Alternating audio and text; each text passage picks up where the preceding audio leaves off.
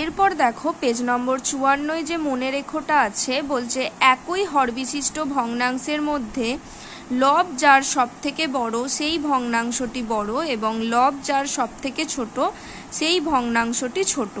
হর কাকে বলে আমরা কি জানলাম? ভগ্নাংশের নিচের সংখ্যাটি হলো হর। সেই হরগুলি যদি একই থাকে তাহলে যে ভগ্নাংশের উপরের লবটা বড় হবে সেই ভগ্নাংশটি হবে বড়, আর যার লবটা ছোট হবে সেটি হবে ছোট।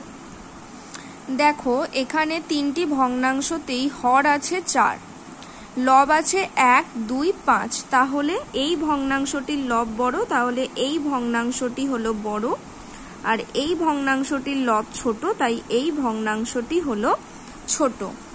এরপর তোমরা প্রত্যেকে পেজ নম্বর 56 খোলো।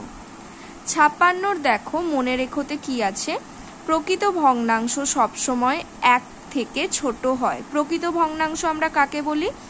যে ভগ্নাংশের হর বড় হয় এবং লব ছোট হয় তাকে বলে প্রকৃত ভগ্নাংশ।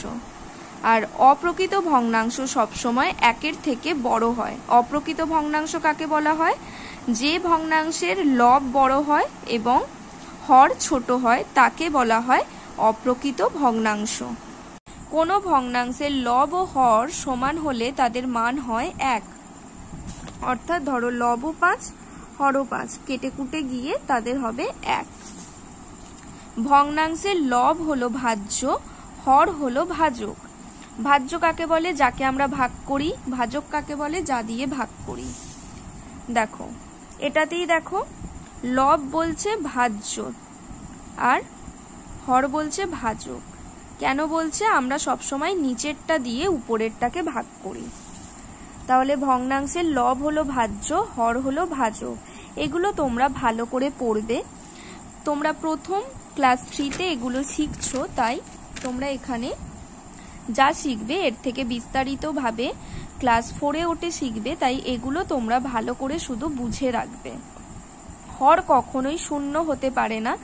কেন শূন্য হতে পারে না? কারণ শূন্য হলে তো সেটা আর ভগ্নাংশ হবে না, তাই তো? কারণ শূন্য দিয়ে কোনো সংখ্যাকে ভাগ করা যায় না।